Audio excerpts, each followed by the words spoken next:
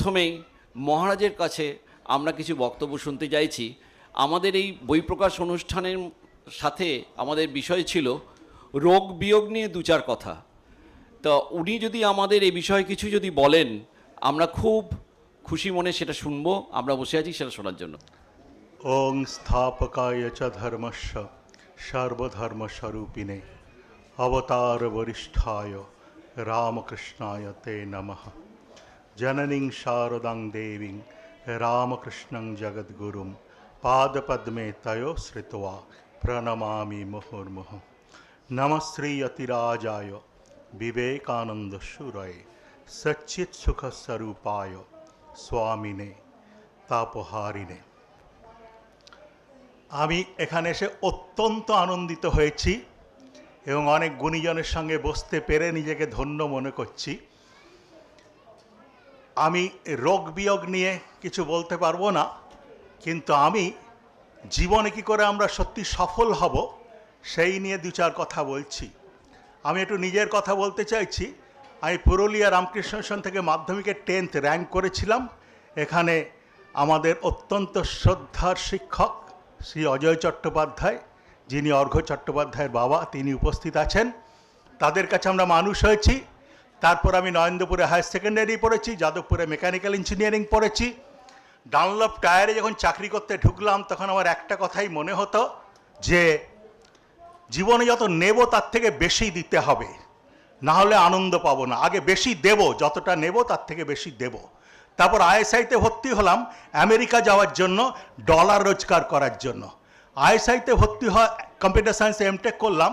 সেখানের উন্নত শিক্ষকের সংস্পর্শে এসে আমার মনে হলো যে ভালো মন্দ খেয়ে আনন্দ হয়, তার থেকে অঙ্ক করাতে অনেক বেশি আনন্দ হয়। Intellectual pleasure is much greater than material pleasure. তারপর আমি ব্যাঙ্গালোরে চাকরি করতে গেলাম। এখানে অত্যন্ত শ্রদ্ধার ডক্টর সুকুমার মুখোপাধ্যায় বসে আছেন, তিনি আমার গুরু ভাই। সেখানে স্বামী রঙ্গনাথ আনন্দজির কাছে আমার মন্ত্র দীক্ষা হলো এবং সেটা আমার জীবনকে পাল্টে দিল। তারপর আমি চাকরি নিয়ে আমেরিকা চলে গেলাম। উদ্দেশ্য ছিল সাধু হওয়া নয়, উদ্দেশ্য ছিল প্রচুর টাকা রোজগার করে রামকৃষ্ণ মিশনকে দান করার, যাতে রামকৃষ্ণ মিশন সেবা কাজ করতে পারে। তারপর আমি রিজলি ম্যানরে গেলাম অক্টোবর 2000। সেখানে স্বামী বিবেকানন্দের কাছে একটা মেসেজ পেলাম, make others happy with your happiness. টাকা রোজগার করতে হবে না, দেশে ফিরে যাও, মানুষের সেবায়, জগতের কল্যাণে, জীবন্ত দেবতার চোখে জল মোছানোর সাধনায় নিজের জীবন উৎসর্গ করো। তারপর আমি সিসকোতে গেলাম, সিলিকন ভ্যালিতে। I was the permanent employee of the Cisco. আমি আমার বন্ধুদের বলেছিলাম এটা আমি আমার জীবনে বেস্ট চাকরি পেতে পারি। ইন 2001 মাই স্যালারি ওয়াজ 3.5 লাখ। আমি হোন্ডা অ্যাকর্ড গাড়ি চালাতাম, প্রচুর স্টক বন্ড। সেখানে একদিন বকলেতে এখানকার যিনি প্রেসিডেন্ট, স্বামী এখনকার প্রেসিডেন্ট পরম পূজনীয় স্বামী গৌতম আনন্দজির প্রথম লেকচারটা শুনলাম। Knower of Vedanta is, knower of Brahman is fearless, knower of Brahman is fearless. আমার সমস্ত বাঁধন কেটে গেল। আর আমেরিকায় একজন সাধুর কাছে আমি মানুষ হয়েছি, স্বামী প্রবুদ্ধানন্দজি, কমপ্লিটলি এনলাইটেন্ড সোল, স্যান ফ্রান্সিসকোতে। তিনি বললেন ঘষে ঘষে কাটা যায় না, এক কোপে বন্ধন কেটে দাও। উনি আমার বন্ধন কেটে দিলেন। আমি প্রচুর দান করতাম, জানেন, $250 মিনিমাম চেক কাটতাম 10,000 টাকা, যেখানে আমেরিকানরা $1-2 করে দান করত। লাস্ট দিন বললেন তোমার হাতে আর টাকা ধরবে না। He blessed me, so I am completely detached from money. ফিরে এলাম দেশে 2001 1 জানুয়ারি। 24 বছর হয়ে গেছে। আমি কি করছি? আমি ওখানে থেকে লাখ লাখ টাকা রোজগার করতে পারতাম, BMW কিনতে পারতাম, প্রচুর বাড়ি গাড়ি, আমেরিকাতে সারা জীবন থাকতে পারতাম। এসে আমি কি করছি? এসে আমি অন্তত 2000 সাধারণ ছেলেকে অসাধারণ ইঞ্জিনিয়ার, অসাধারণ মানুষ করে দিচ্ছি। মা ডোমেস্টিক হেল্প, ছেলে টাটা মোটরসে চাকরি করে, বাবা শাক বিক্রি করে, ছেলে হোন্ডা জেসিবিতে চাকরি করে, সে হোন্ডা টয়োটা কিনবে, তার ছেলে মেয়ে বিদেশে পড়বে, সবাই মাথা উঁচু করে কাজ করছে। Employability with character. আমি বেলঘরিয়া রামকৃষ্ণ মিশনে থাকি, আপনাদের বারবার অনুরোধ করছি একবার আসুন। সেটা মানুষ গড়া শিক্ষা প্রতিষ্ঠান। আমাদের ছেলেদের 3 বছরে ভেতরটা পাল্টে যায়। একটা ছেলে আসে, আরেকটা ছেলে বেরোয়। আমি বলি যে ঋষির শুদ্ধ হৃদয় স্পর্শে মানুষ তৈরি হয়। আমাদের প্রত্যেকের উদ্দেশ্য সেটা করা।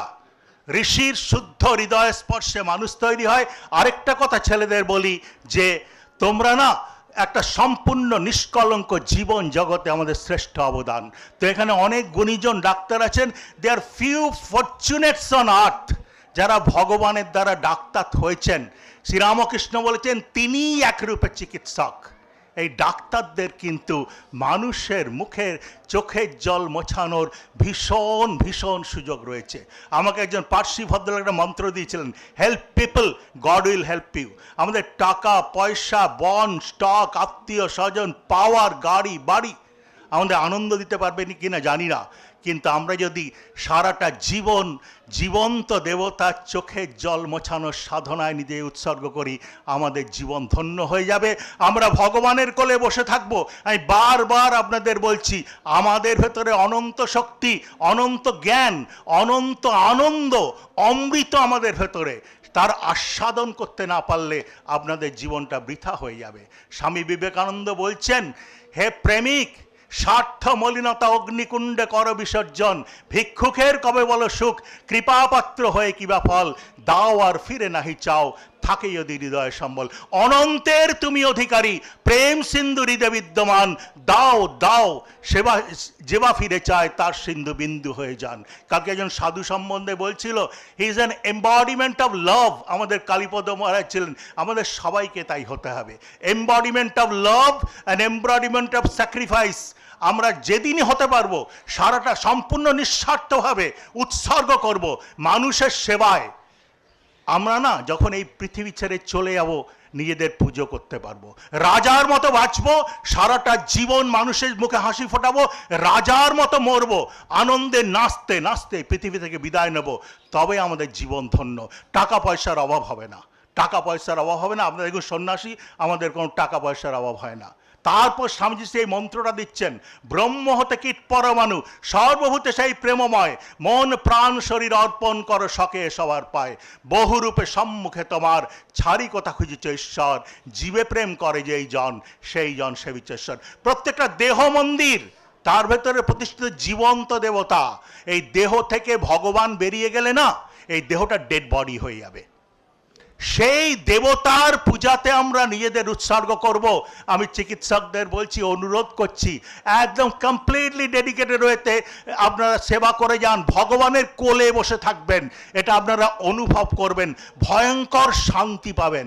আমার গুরুদেব বলেন, টাকা তো অনেক পেয়েছো, ভোগ তো অনেক করেছো, শান্তি পেয়েছো? নিজেকে জিজ্ঞাসা করো। সবাইকে ভালোবাসতে পারো? নিজেকে জিজ্ঞাসা করো।